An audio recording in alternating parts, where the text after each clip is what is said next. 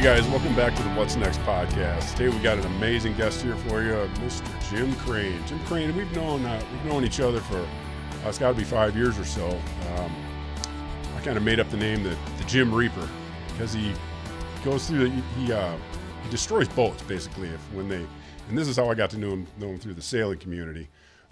So good to have you here today, Mr. Jim Bob. Thank you. I appreciate the opportunity to talk my truth, as they say. Most of the time I bring in people that I work on from the studio. You're about the third person that I brought in that I didn't know through this studio. You just got an amazing story. So I'm going to get into some stuff.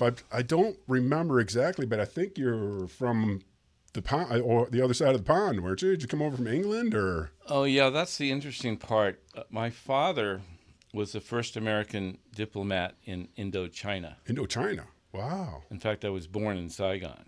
Oh, no kidding. Yeah, so that was always a good leader as far as my dating life goes. Where are you from? Oh, you really want to know? Yeah, right.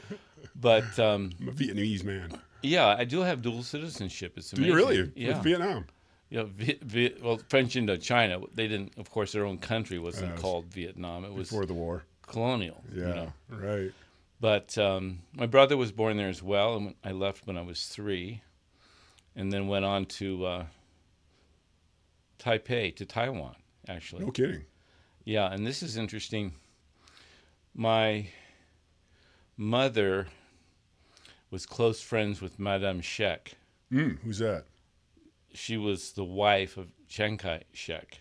Okay. Yeah, I don't know my history as well as you do. He was the leader of the nationalists. Okay. They got their asses booted out of China, and they ended up in Taiwan, in Formosa, formerly known as Formosa, because the Japanese occupied it in the war. Yeah. So they were very pissed, and the phrase they used was "Fangung Dalu," which means fight back to the mainland. They were determined to go back to China. Really? And take back China. Yeah. Of course, that didn't work out that way. Not as well. No. But so that was interesting because I have vague memories of Madame Shek, and she actually was kind of a nanny to our family. Okay. And she spoke English. She went to Wellesley, I believe, in America. Okay, yeah. And she had a southern accent in English. That's funny. Yeah, it's true. Yeah. And she lived up to, I think, 105. She died not long ago. No kidding. In New York, yeah. Did you stay in contact with her, or? Well, I just, wanted to make sure she kicked down. Yeah, right. No, then life went on. My father continued. And, but meanwhile, he was a sailor, and so was my grandfather. Well, that fits. Yeah, so sailing was part of our, whole life as children. Your genes, right. Yeah, and he was from Chicago, my father. Oh, wow. And my grandfather won the Mackinac race several years in the 30s. No kidding. Yeah, and we have the plaques and stuff. Yeah. So I've done that race 9 times. Oh, well, that's cool. Did you ever win? Mac. Yeah. Win? Well, my class, we did okay in a 42-foot Cayenne, a little Swedish boat. It was stripped out, and it went pretty fast, but I think it was a 71 or 73 or something, so it was heavy. Big, heavy. It's a big, heavy boat, yeah. And they would leave in classes. The little boats would leave first, and then each class would leave every hour. So by the middle of the night, these 110-footers come ripping by you because they're going so fast. The catamarans are already up at the island, Right. And my father joined him, so it was a good legacy to have. Yeah. And while we are in Indochina, as is accurate, at least in that time frame, his brother shows up, and he bought an old ketch there, a French ketch, and he sailed it solo from Saigon all the way to Annapolis. Wow. In the late 40s. No kidding. Or early 50s, something like that. Holy cow.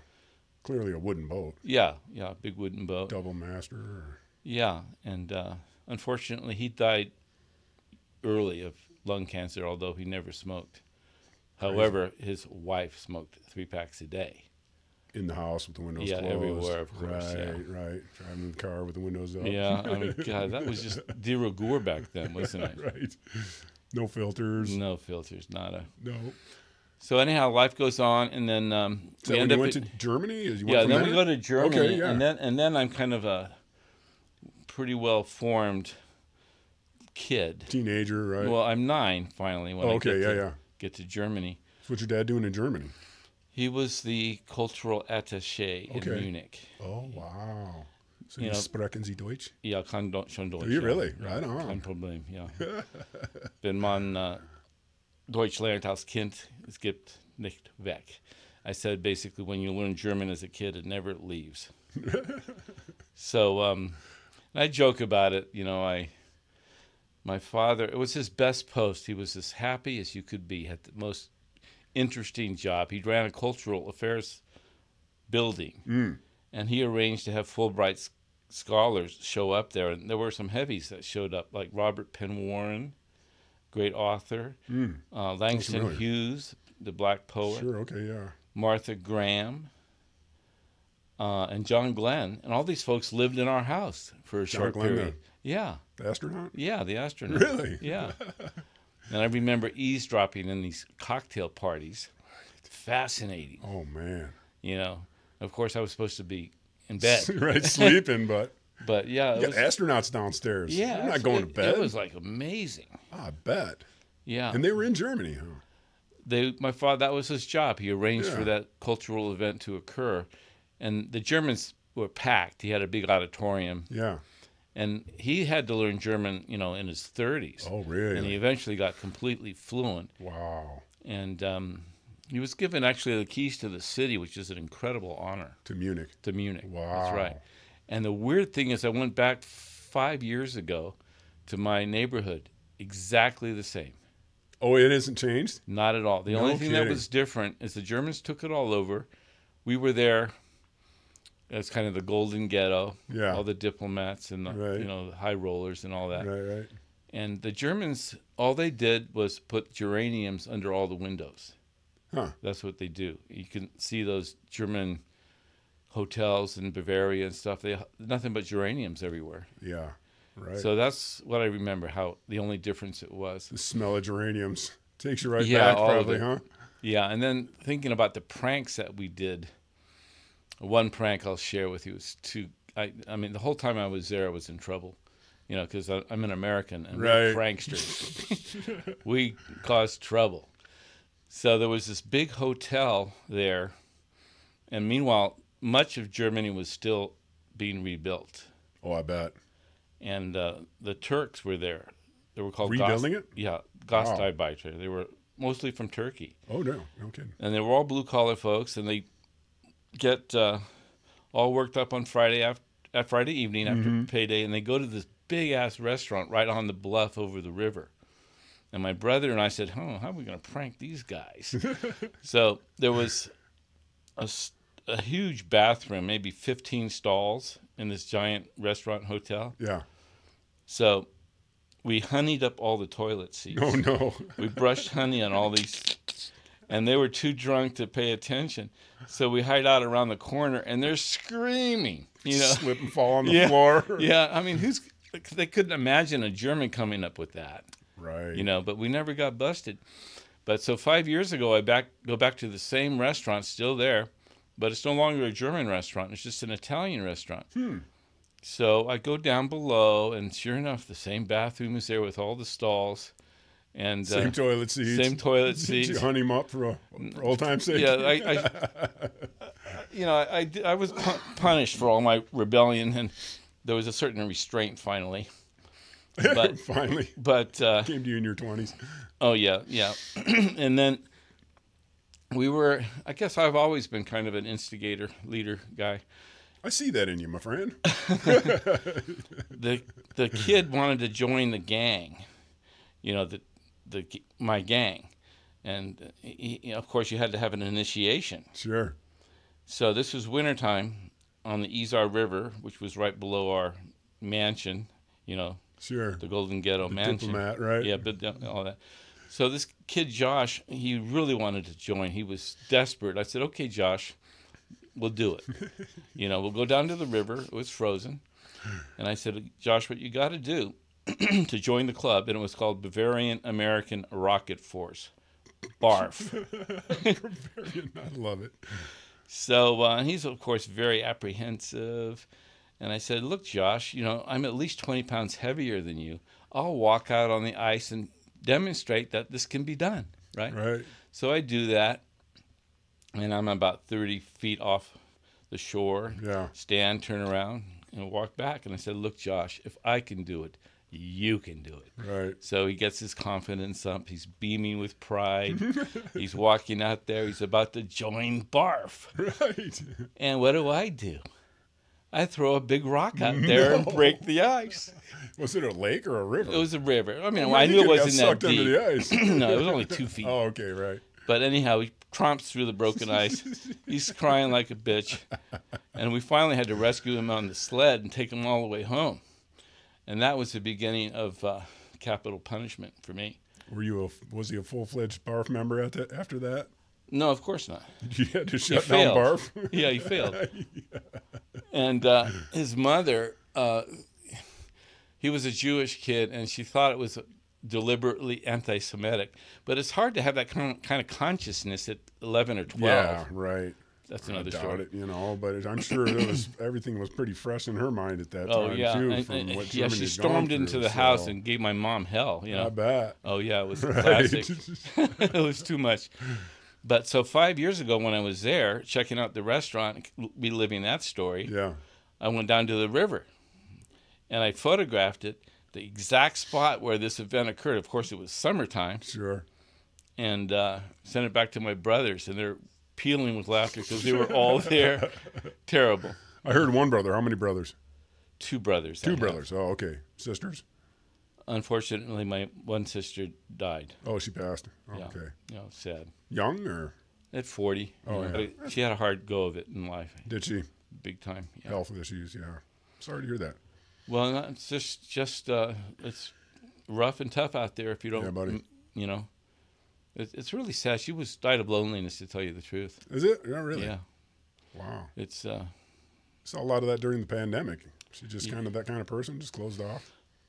well, it's just and It's such a common thing right now. People are so sad and lonely because of Yeah. the computers and stuff. but- everything. Yeah, I mean the irony of quote easy access to each other and there's nobody home.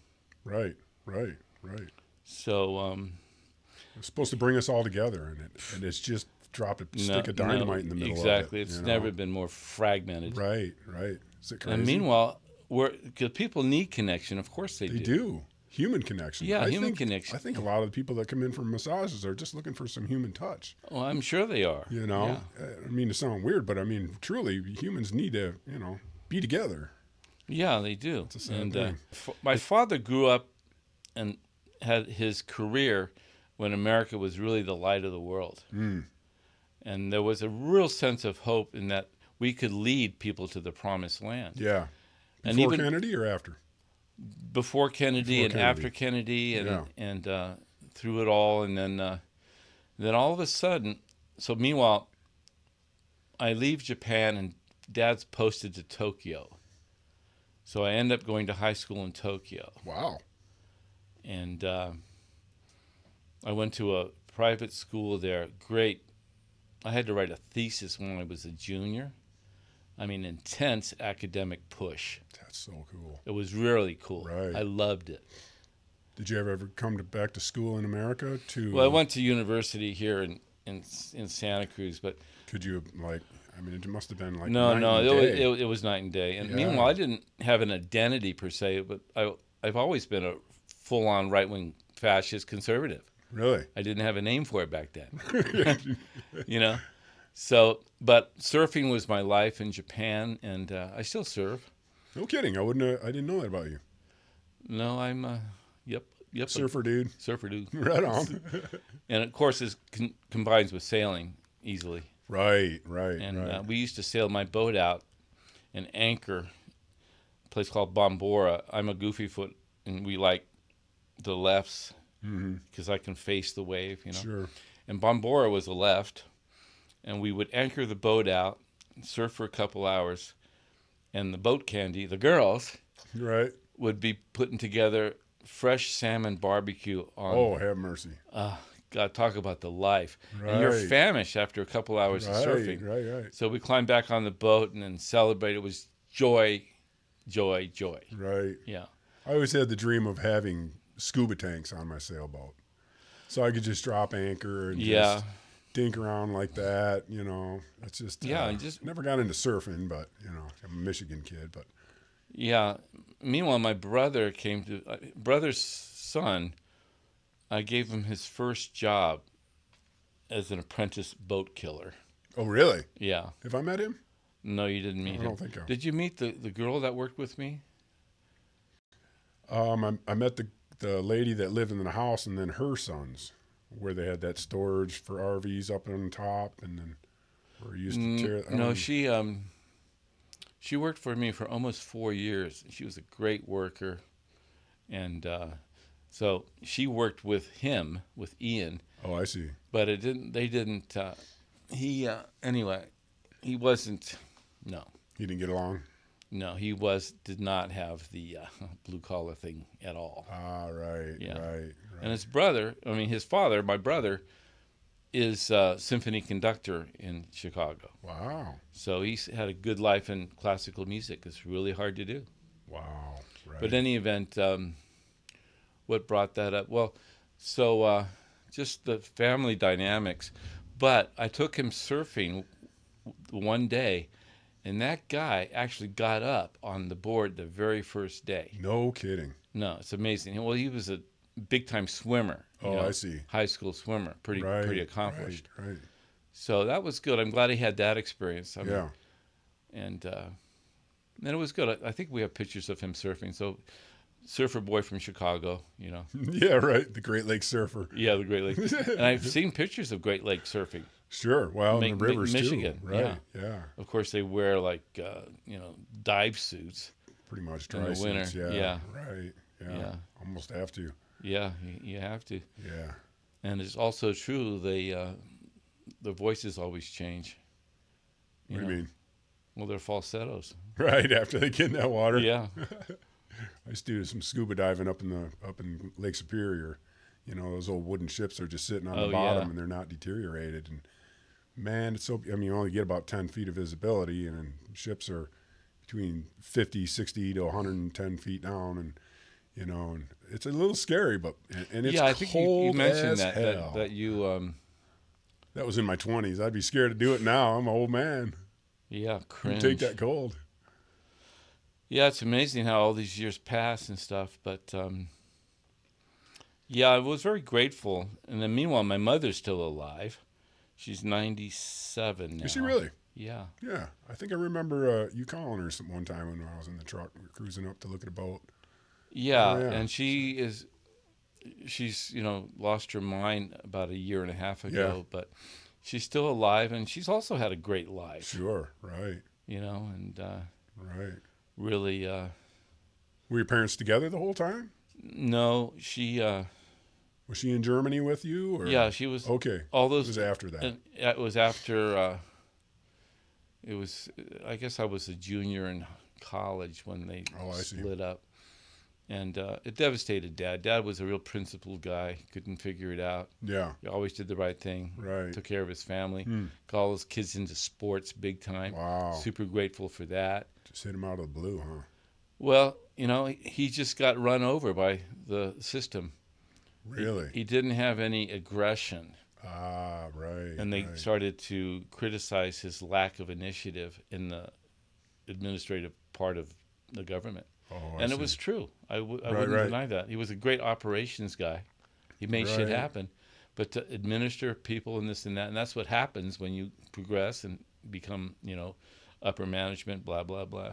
Right. So he got so depressed, my mother just sort of withered on the vine. I see. She had to get out of there to save her own soul. Kind of, sort of, I dig it. Yeah, and then she meets this scumbag. Oh, Jesus. Who I hadn't met him yet, and apparently I was hearing these stories that she has this thing going on with this developer dude. So I finally come back from my cross-Mediterranean sailboat journey and meet the guy, and you know what this fuck tells me? What? I cannot believe it.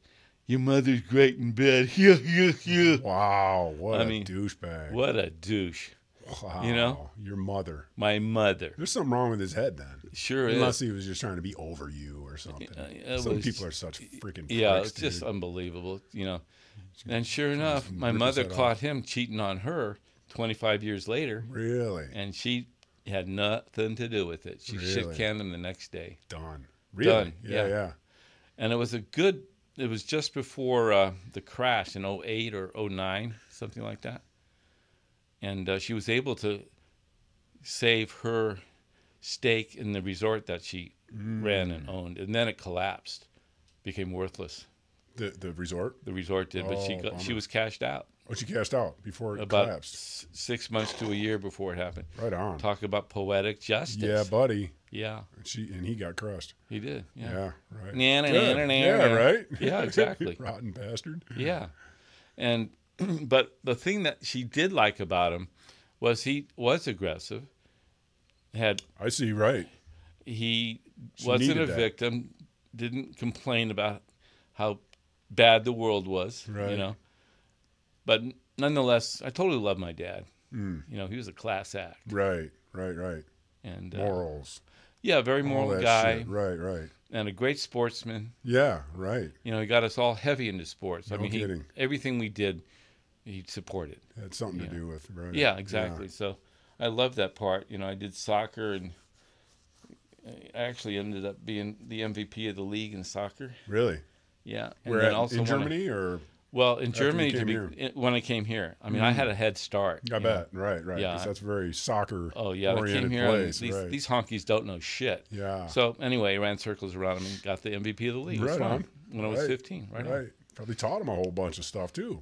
Yeah. I mean, it's so.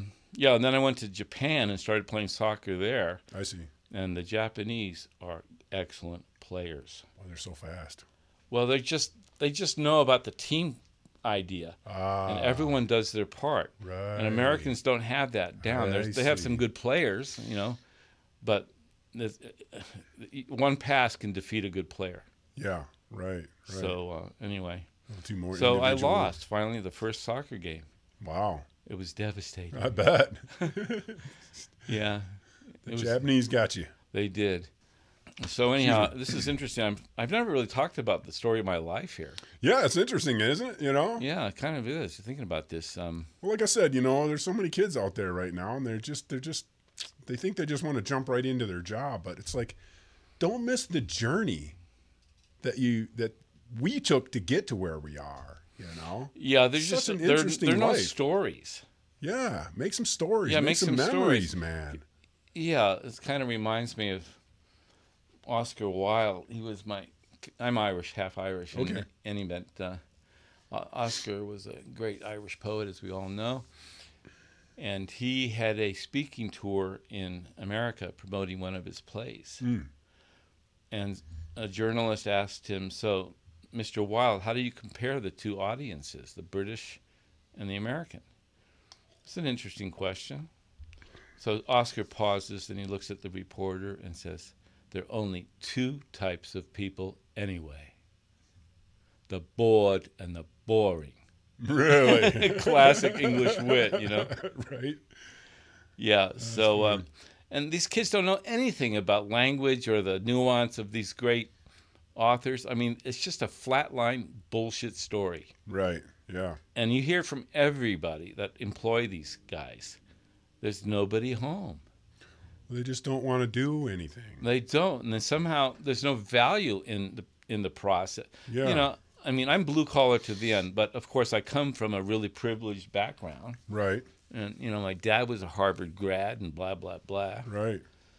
And I'm really appreciative of the fact that I took time and paid attention to great literature, to great music, to the things that sort of ignoble us. Culture.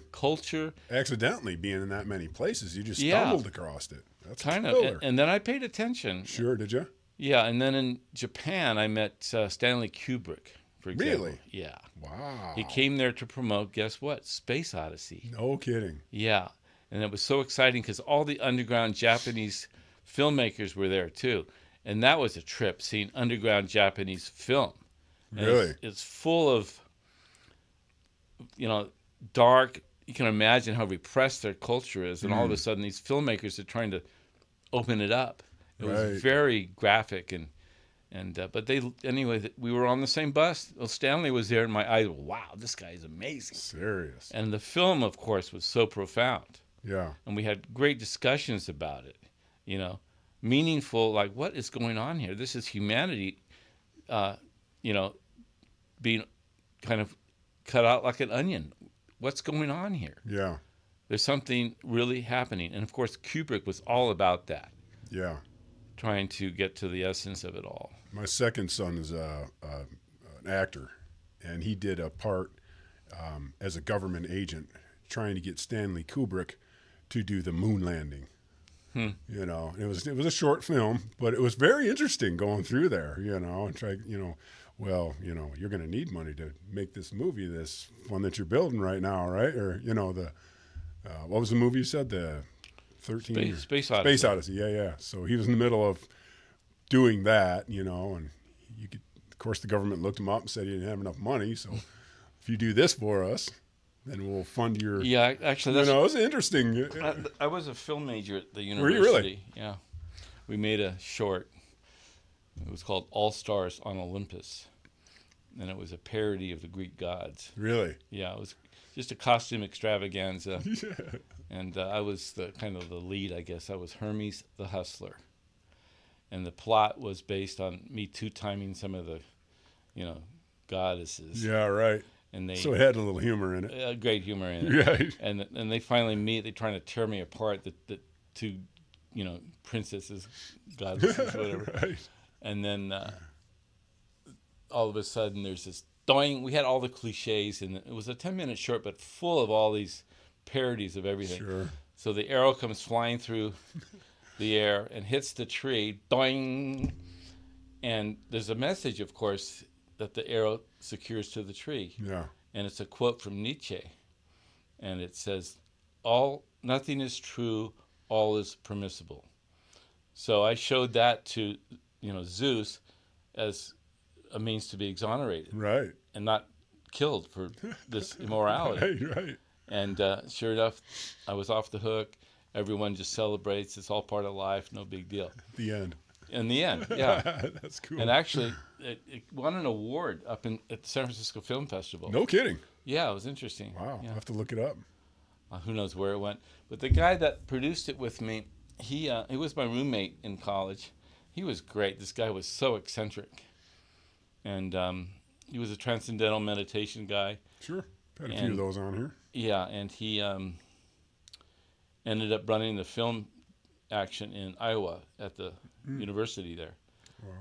And he was really interesting, unique, this guy. And unfortunately, he died young. Oh, bummer. Like 3 or 4 years ago.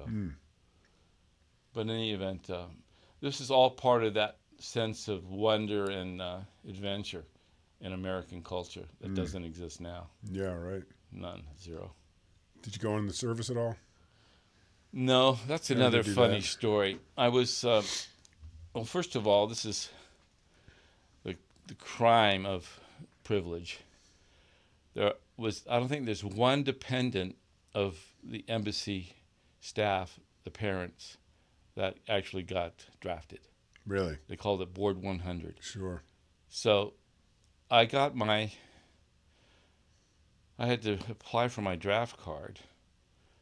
And this is a true story. It's unbelievable. So they ask you if you have any deformities. And the meaning, of course, if you got flat feet or any of that nonsense. Right. So I wrote down, I thought about it, and I said, I have an outsized nose. And they said, what's that? And I drew a picture showing that my nose was so big and long that I wouldn't be able to shoot a rifle. Well, that I'd have to tilt my head so far back in a foxhole I'd be exposed to crossfire. And I had stick figures and bullets going across and showing that I could be, it was a problem. So sure enough, it got stamped on my draft card. Outsized nose. No kidding. True story. Was that America or Germany? It was in Japan. Oh, in Japan. Yeah, I had to register there with Board 100. Yeah, they were going, yeah, damn, that nose is huge, bro. Yeah, I think it is. From a Japanese standpoint. Yeah, it is. And it could be double up as a rudder, too, you know. But anyhow, so that's one of my mother's favorite stories. Like, I've got a real nutcase of a son. And they bought it. They bought it. It was printed on my draft card. Right. It's too funny. Damn. So how'd you get into busting up boats? Well, that's, you know, like most things in life, you don't really, you're searching for something, but it's happening right under your nose. Yeah. So sure enough, the harbor there in Moss had all these dead boats. Yeah. And they approached me, and I gave them a bid to get rid of them. I knew nothing. I didn't even have any equipment. No kidding. So I winged it totally. Right. But I got them all done. Just like, scuttlebutt them all. Shit. 18 boats I killed in 30 days. No kidding. Weather delays, yeah. Wow.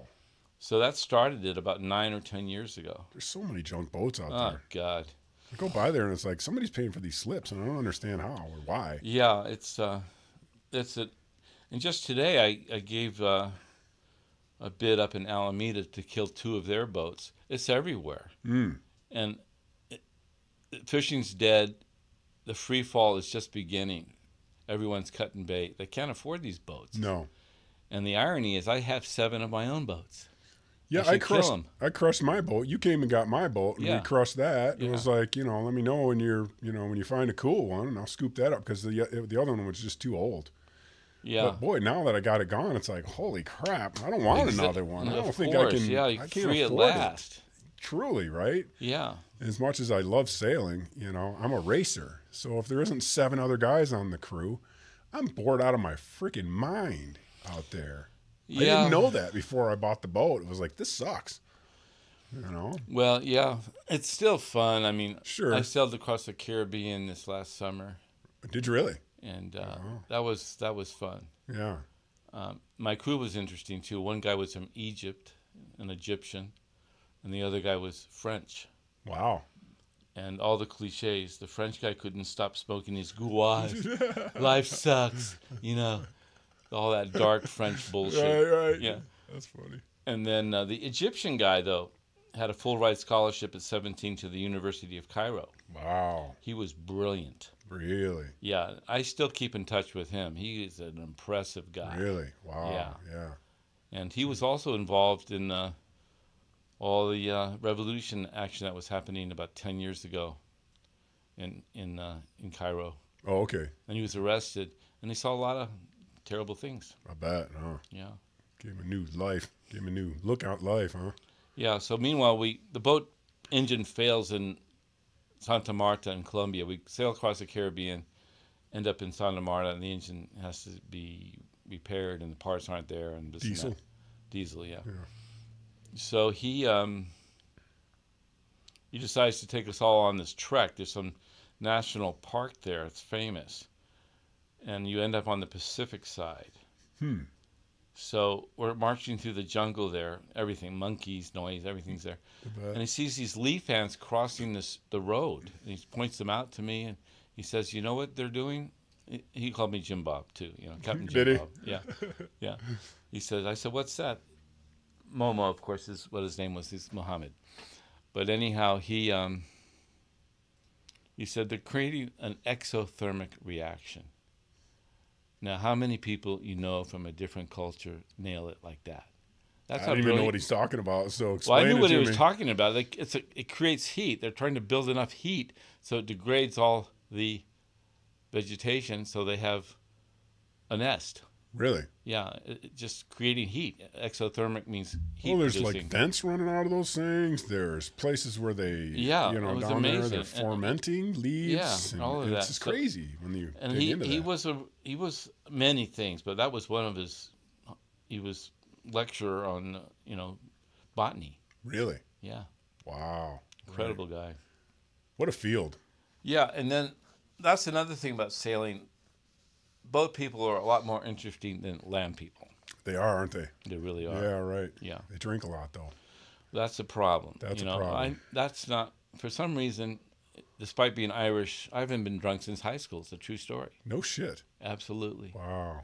I don't have more than 2 drinks ever. Really? I just shut down. I don't like being drunk. Good for you. Yeah, I guess. Well, if you can do that, great. Yeah, I mean, People like me can't. You know, we have 2 and then we get all goofy and we have to have more and wheels come off and shit. So good for you. You can control it.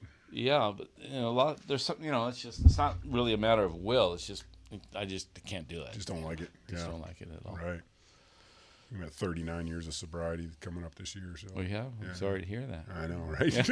I know, right? Me too. I wish I could, but. But anyhow, so here we are. That's kind of the story of my life. But the main thing is this present tense in America is really unique. We are, some. And make no mistake, this is as much of a upheaval as there was when it all started. And people discount that, but it's really there. Yeah, I don't know their history.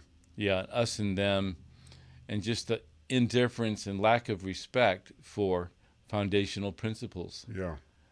And I'm done with it. Right. I know the consequences of godless bullshit. Right. Yeah. And, Riley Gaines, she's a lone wolf out there trying to protect common sense. But it's de rigueur, Yeah. And this is the kind of 2 and 2 is 5 mentality that we have to absolutely overturn and just shut down. Right. And now I think there's enough momentum to accomplish that. Right. And, so I'm hopeful. Right, yeah. And, man, when we were coming up, you did everything you could. What floor can I sweep? What can I do to look better, look like I'm trying to move forward in this company and be a better person in my organization that's going to help me move up. I don't want to be at this position all my life.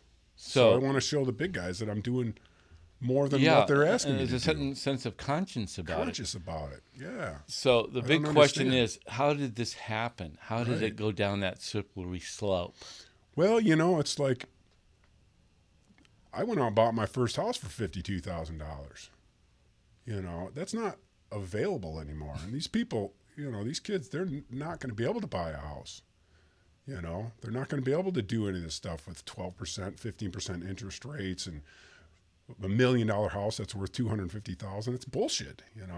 I don't get it. And I get part of why they're saying, what, I'm not doing this. I get it, because the economy is so terrible. Yeah, it's the same old victimhood perspective. And, and this just doesn't work, Right. I mean, there's certain life principles you can't violate, and that's the first one. Yeah. You are responsible for your life. Right. Okay, right. capiche? Exactly. Then it's just so straightforward right. to us, and then all of a sudden we have to coddle them and right. and give them a parachute. And I'm more interested in sharpening my boots and kicking them right in the fucking ass. Right. And you got to wake up here. It's not easy out there. And I still work my ass off. I bet you. I am on it every day. Right. You have to be. Every day is a new day. It is. Especially with you, because every day's, you got to go out and look for another job. Yeah. And you own your own business. I have fun. I go there and give them the Trump discount, and they get all butthurt. Sure, right. They get so butthurt up there. I remember you said that to me. Like, I'll take it. Yep. Yeah. And one guy, that's his true story, unbelievable. I'm in Berkeley, the hotbed of all this bullshit, right? So he approaches me and says, yeah, I've heard you guys are pretty reasonable to get rid of boats. And I said, well, yeah, that's true. And in fact, today you have a one-day discount. It's called the Trump discount. And he got offended like you can't believe. I'm not going to accept it. Really? For real. I'd rather pay more. He did. And get the Trump discount. Yeah, he did. Wow. Talk about reverse psychology. It was hysterical. It's a true story. No kidding. Yeah, this fucking professor with his head up his ass. Just sides, taking sides. Yeah, taking sides. Right. But now looking at the reality of what's going on, Yeah, it's just... Well, and then I went to see Ann Coulter up there in Berkeley at Bolt Hall. I mean, Bolt Hall is a law school. Anyhow, and I got barricaded from the event. Really? Absolutely. Wow. I got through the first line of resistance, and then I got surrounded by all these fucking blue tards. Really? And it got violent. Really? It did. And where are we going into? I'm sorry, I missed that. I was going to hear Ann Coulter speak about immigration. Oh, I see. Right. And Is she a left or right or? Oh, she's major right, big time. Yeah. She's written books about, it's. Why would they want you out? Well, of course, I don't toe the left wing bullshit line. Yeah. And she simply wants to basically tell the truth that, we have one country here and it's going to shit. And what's your solution? There's no substantive response ever. But so I couldn't believe, that's when I got really radicalized. I said, they mean business. Right. They are relentless. They'll throw you in prison. They'll throw you in prison. Whatever it takes. Whatever it takes. The blue onslaught is real. Right. And you can't argue with them. Yeah. There's no, that's why I got booted out of my family's event. Right. I said, I want to hear discussion. Sure. An intelligent discourse on what these problems. Get the fuck out of here. Yeah. My brother said that verbatim. No shit. For real. Wow. And we kind of made You up. don't even want to hear it. They just, basically, I think because they have contempt for Christian values. They just don't want any part of it. Right.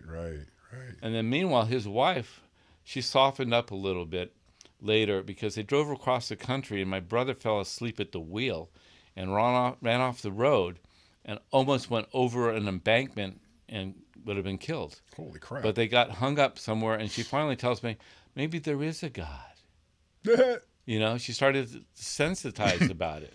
It wasn't their time, but it could have been, Yeah. So we'll see how it goes, but no apologies from me anymore. I hear a lot of people bashing the Christian nationalists. Ugh. It's like, I kind of fit that. I mean, I'm not as Christian as maybe some people, but I was raised with it, and I do try to go by the morals and values of, I don't know, good upbringing of Christianity. Narrow is the way, the truth, and the life. There's nothing wrong with that. Right. And of course, I grew up as a liberal, ridiculous, radical guy. Did you? Yeah. My family was, certainly, and they still are. Mm. And I remember talking to my dad because it's biblical to say, regardless of your parents' awareness of Christ, they are still in leadership over your life. Right. So that's a biblical mandate. So you have to sort of submit to them as authority. So I talked to my dad about that. I said, what do you think about this? I need to listen to you. And of course, he had the typical liberal response, everybody has their own view and blah, blah, blah. Yeah. And, meaningless garbage. Right. So, but anyhow, I love my dad, and he was a great guy. Don't have to agree with everything. No. Right. He had a great sense of humor, too. He really died of German wife-itis. Really? He married a German who had no humor. Zero. No humor, right? None. Zero. 9. Right. And he made the best of it, but before he died, we went for a walk only 8 days before he passed, actually. And I told him, look, Dad, I want to say this. I've always loved you, and I know there's been nothing really there with your wife. She's a good housekeeper, good German, right? Clean as clean. He's sauber, and puts in clean. And I said, I just want you to know that what you've had to deal with is basically spiritual warfare. And when it's all said and done, you just need to know that your son loves you. And you can rest assured that I don't pay attention to any of this nonsense. Yeah. And I'm your loving son. Good for you. Yeah. How about that, huh? Yeah. And you can carry that with the rest of your life, too. Yeah, and it calmed his spirit. It did. Really? Yeah. And I think he just sort of let it go after that. Yeah. Right. Easier to let it go. Yeah. Was he a car guy? How did you get into the cars?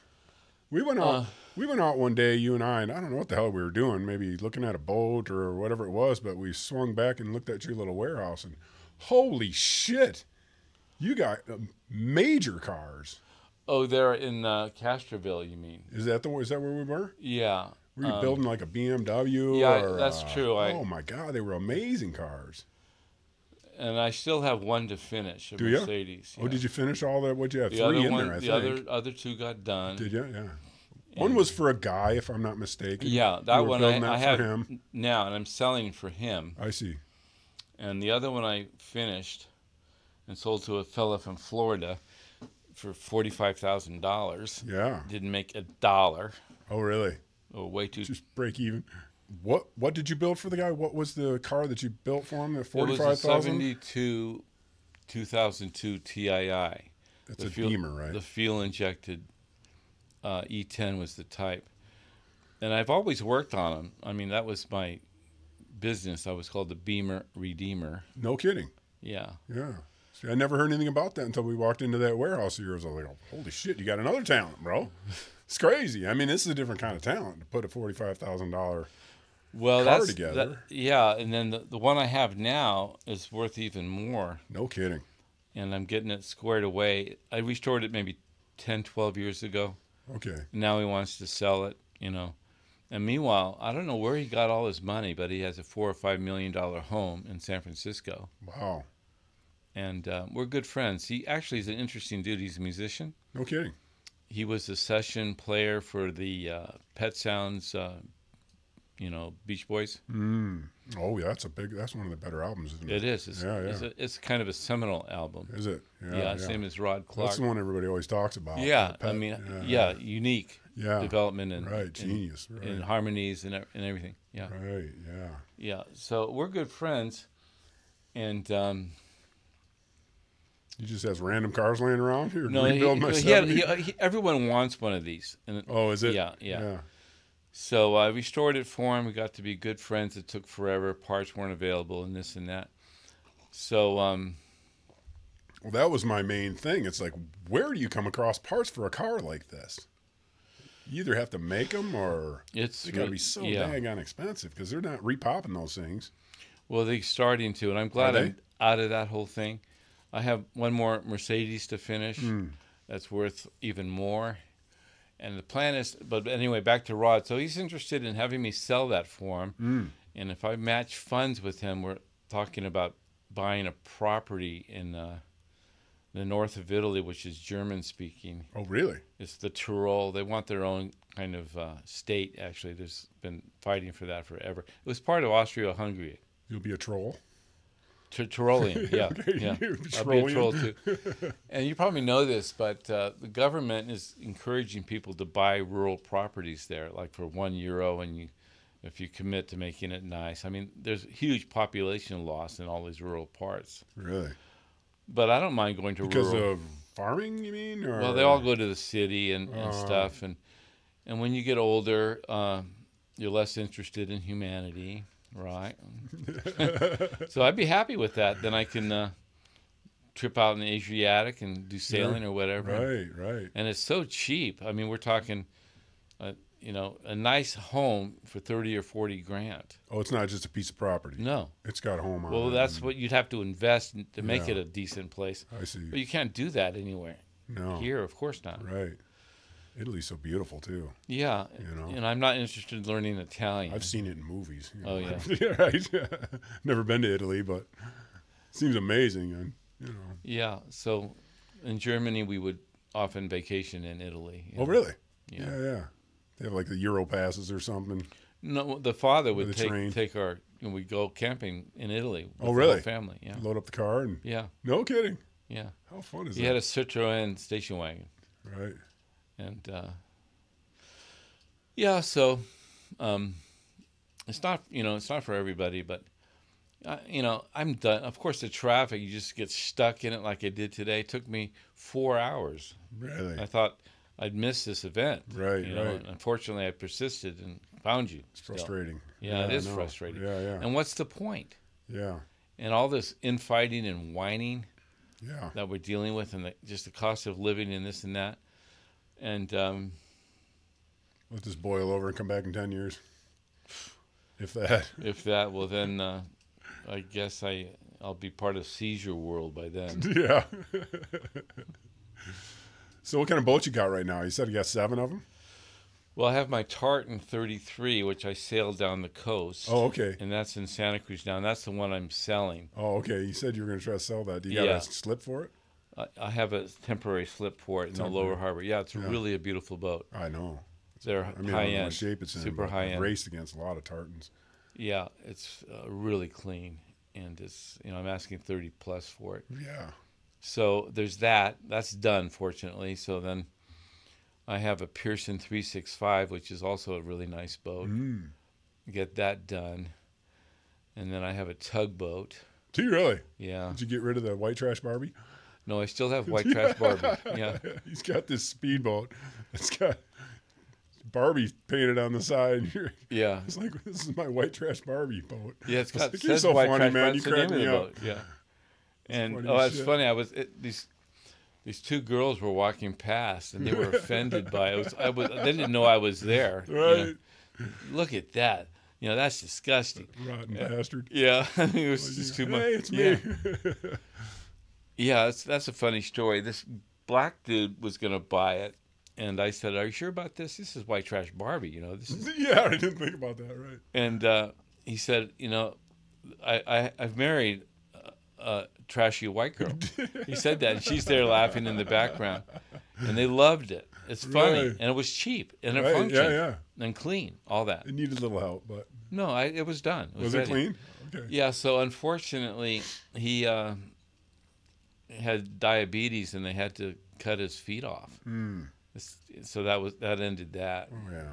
Bummer. And he was a hog farmer in Sacramento somewhere. Huh. We were gonna trade a pig for part payment. That's funny. Yeah. Right. And I said, well, thank goodness I'm not Jewish. We'll go to town. Right. I like pork. Yeah. Right. Yeah. But I have a Saab. That's my personal ride. Oh, okay. Yeah. I love that thing. I flew to Colorado to get it. They're really hard to find. Right. Right. A 5-speed 900 Aero. or whatever those things are. 9.5. 9.5. Yeah. Yeah. Really hard to find. So I needed some parts, and I met this guy. We got to talk, and in any event, I'm going to paint his Saab. So that's where I was earlier. Wow. So between it all, I'm absolutely maxed every day. So you're a talented painter too, huh? I'd say that's probably my strongest suit. Oh, is it? in the Okay. in the blue collar world? Well, I got some cars for you, brother. Oh, Yeah. Take you 6 weeks to paint that Lincoln out there. Yeah, there's not enough paint for that. Yeah. So, but that's kind of what I want to do, is cash in all my chips and and find some property over there. Yeah. And my other buddy that works with me, he's trying to do expat stuff, and he talks to me about where to go. Yeah. Where are they going now? To it's that far corner of the Bermuda Triangle there. That's. Well, he says he can live comfortably for $600 or $700 a month in the outskirts of Panama City. Panama City. And he wants to sail down there on his boat. Wow. And that's where my boat. Is it safe there? Yeah, it's much safer. It's got the dollar running the show. And Costa Rica. That's where everybody's Costa right now. Yeah, Right? that's too much money. Is it? But well, I've told a few people I would love to just retire in Spain, and they say, "Well, why don't you go to Portugal? It's just as nice. But it's way less expensive." I was like, well, I didn't know that.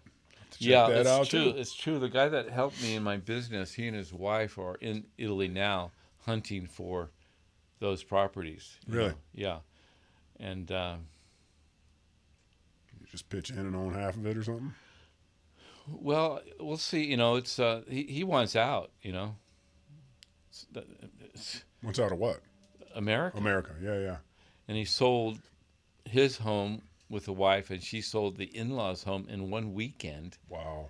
The two of them grossed $4 or $5 million. I was going to say they made a little change. A big hunk of change. Wow. And he's a cool, solid dude. Yeah. And he just said to me, all I want for my kids is to have productive lives. He said, that's my success in life. Mm-hmm. And he That's did. all we need. Yeah. He made sure that happened. Really? Yeah. And they're both holding their own. Yeah. Right. So good for him. Probably go through it a little faster here. You could live like a king over there. $3 million or $5 million or whatever you said. Yeah. So Good move.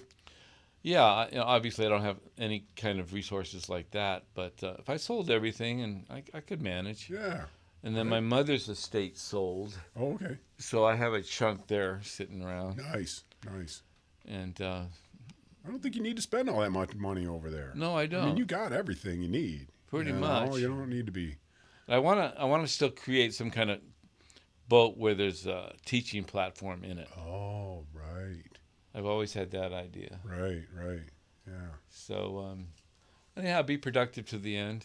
Yeah. No Right. whining, no sniveling, Exactly. Right. and life's pretty incredible. Sure is. Even with all the trials and Yeah, it tribulations is. that's going I on. want to live, Right. Right. and dance, but honkies can't dance. Right. Honkies can't dance. No. I can dance. You can dance? Well, no. I doubt. Yeah. You're too tall. That's right. I You head above the stumble. crowd. Yeah, Like, yeah. everybody's looking at me. El Stilto. Yeah, buddy. Well, cool. Thank you so much for coming in today, man. I had a blast. I appreciate We're learning it. all kinds of shit. I didn't know how this would go. at Yeah. all. What do you think? Went all right? Yeah, I mean, very interesting, really. Yeah. It's right. Relive your life again. absolutely. You know?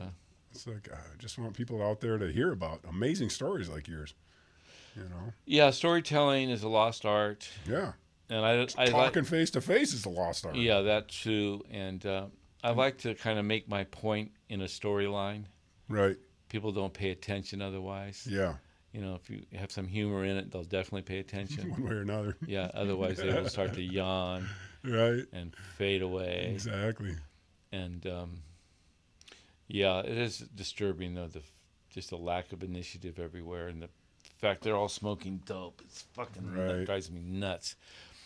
In fact, I need another worker on my other project in San Francisco, but I can't, in good conscience, hire him. He'll smoke that dope. Yeah. So what's that mean? I got to double time it? I don't know. Right. I don't want to even think about it. Yeah. Dope's Okay. not that bad, man. It's terrible. Come on. No, it's I've horrible. been high for decades. No, I'm to the right of Genghis Khan, man, when all that comes to all that shit. Yeah, right. No, I'm convinced it's bad news. Right. But, like, I've only smoked maybe 4 joints in my life. Right, right. And 3 of them were in India. And you're smart enough to know two beers or 2 drinks is enough. So, I mean, you're a solid dude. I get it. Yeah, I want to just demonstrate what God gave me. Right on. And that should be sufficient. Yeah. You rock, brother. Thanks for coming in today. Okay. All right. Thanks, you guys. Hit the like button. Subscribe if you can. If you found some interest in it. Love you guys. Talk to you soon.